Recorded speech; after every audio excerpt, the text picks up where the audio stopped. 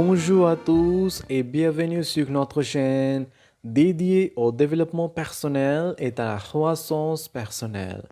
Aujourd'hui, nous plongeons dans l'univers fascinant du génie créatif et visionnaire Steve Jobs à travers le livre captivant de Walter Isaacson, sobrement intitulé Steve Jobs.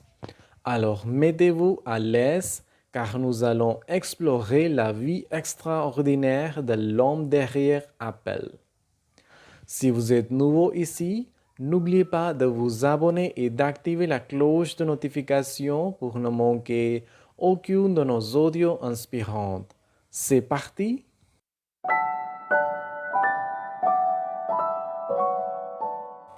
Chapitre 1. Les fondations de l'innovation. Le premier chapitre du livre Steve Jobs de Walter Isaacson plonge dans les racines de l'innovation qui ont façonné la personnalité de Jobs. Isaacson nous emmène dans l'enfance de Jobs dans la Silicon Valley des années 60, une époque en pleine effervescence intellectuelle et sociale.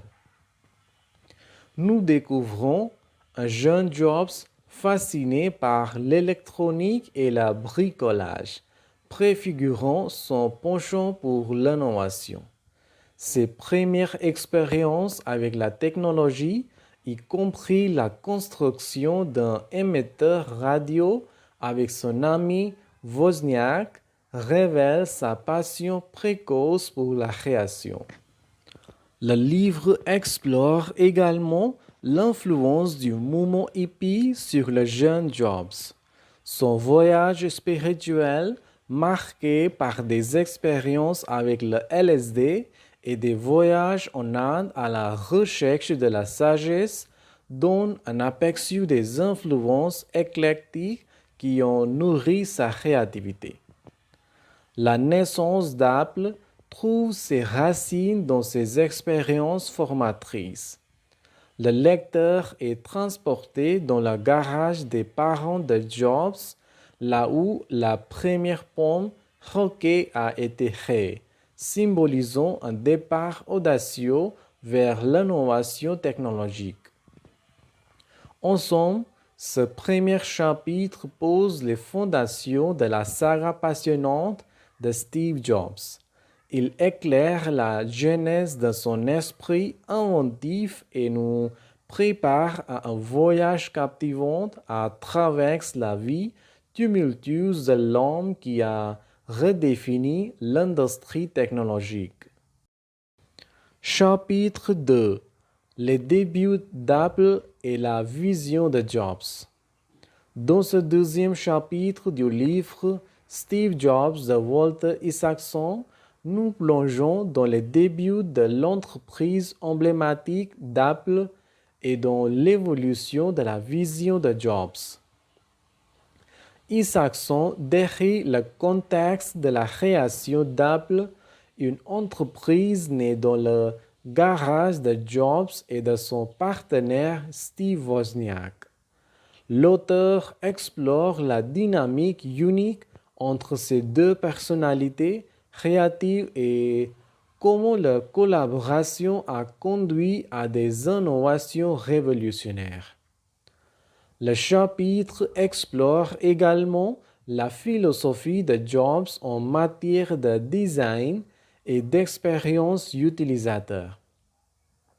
Sa conviction que les produits d'Apple devaient allier forme et fonction, simplicité et sophistication se cristallise dans le développement de l'Apple II, le premier grand succès commercial de l'entreprise. Isaacson dépeint Jobs comme un leader charismatique mais exigeant. Les tensions au sein de l'équipe d'Apple, souvent catalysées par la quête de la perfection de Jobs, sont exposés. Ces conflits, bien que tumultueux, ont contribué à la création de produits extraordinaires. En résumé, ce chapitre illustre les débuts tumultueux et prometteurs d'Apple, ainsi que la transformation de Jobs en un leader visionnaire dont la passion pour l'innovation allait laisser une empreinte indélébile sur l'industrie technologique. Chapitre 3. Les années de gloire avec le Macintosh. Dans ce troisième chapitre, nous explorons les années cruciales où Apple a lancé l'ordinateur personnel révolutionnaire, le Macintosh, et comment cela a défini la vision et la réputation de Steve Jobs. Isaacson décrit le contexte tumultueux dans lequel le projet Macintosh a été développé. Jobs, guidé par sa passion pour la simplicité et le design, a dirigé une équipe qui partageait sa vision audacieuse. Le chapitre détaille les défis techniques, les rivalités internes et les moments décisifs qui ont accompagné la création du Macintosh. Le Macintosh a été dévoilé en 1984 lors de lancement mémorable qui a symbolisé l'approche révolutionnaire d'Apple envers la technologie. Isaacson met en lumière le rôle de Jobs en tant que visionnaire et showman capable d'insuffler une énergie passionnée dans ses présentations. Le chapitre explore également les conséquences du lancement du Macintosh sur la dynamique interne d'Apple. Malgré le succès initial, des tensions ont émergé, conduisant finalement au départ de Jobs de la société qu'il avait confondée. Isaacson dépeint un Jobs déterminé et passionné qui, même après son départ d'Apple, reste influent dans l'industrie technologique. Nous découvrons également ses explorations dans d'autres projets, dont la création de Next et l'acquisition de la division animation de George Lucas qui deviendra plus tard Pixar. En résumé, ce chapitre nous transporte à travers les hauts et les bas de la carrière de Jobs pendant la période cruciale du lancement du Macintosh, illustrant sa persévérance et son impact continu sur le monde de la technologie. Chapitre 4. L'exil et la Renaissance. Dans ce quatrième chapitre, nous plongeons dans la période d'exil de Jobs d'Apple et son émergence ultérieure en tant que figure clé de l'industrie technologique. Isaacson explore la relation complexe entre Jobs et Apple après son départ de la société. Malgré des débuts difficiles, Jobs trouve une nouvelle passion dans la création de Next, une entreprise axée sur les ordinateurs haut de gamme pour le marché de l'éducation. Le chapitre décrit les défis auxquels Jobs a été confronté avec Next à la fois sur le plan technique et commercial. Pendant cette période, Jobs fait également l'acquisition de Graphics Group, une division de Lucasfilm qui deviendra plus tard Pixar Animation Studio. Isaacson met en lumière la façon dont la création de films d'animation révolutionnaires chez Pixar a consolidé la réputation de Jobs en tant que visionnaire dans des domaines divers. Le chapitre explore également le rôle crucial de Jobs dans la renaissance d'Apple. À la fin des années 1990, Apple était en difficulté, mais Jobs est rappelé pour diriger l'entreprise.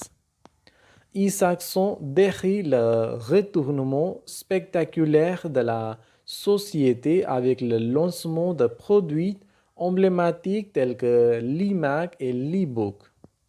En résumé, ce chapitre offre un aperçu détaillé de la vie professionnelle de Steve Jobs pendant son exil d'Apple, mettant en évidence sa persévérance, son leadership visionnaire et son rôle dans la création de deux entreprises emblématiques, Next et Pixar.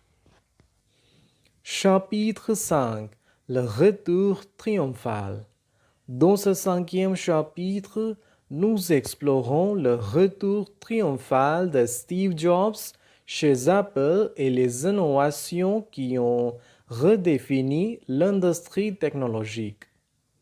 Le chapitre s'ouvre sur le retour de Jobs à Cupertino, marquant un moment décisif dans l'histoire d'Apple.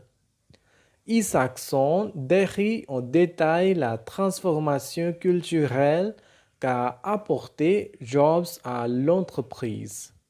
L'auteur met en lumière le rôle crucial de Jobs dans le développement de produits emblématiques tels que l'iMac, l'e-book et plus tard l'iPod. Il explore également la collaboration fructueuse entre Jobs et Johnny Ive, le désigné industriel qui a joué un rôle essentiel dans la conception des produits Apple. Isaacson aborde également les défis auxquels Jobs a été confronté, notamment la lutte contre un cancer rare du pancréas. Le chapitre donne un aperçu émotionnel de la vie personnelle de Jobs et de son engagement à créer des produits qui ont un impact significatif sur la vie des gens. Le chapitre se termine par le lancement révolutionnaire de l'iPhone en 2007 qui a redéfini les smartphones et a solidifié la place de Jobs en tant que visionnaire de l'industrie. En somme, ce chapitre illustre le génie créatif de Steve Jobs et son rôle central dans le renouveau d'Apple et l'évolution de la technologie moderne.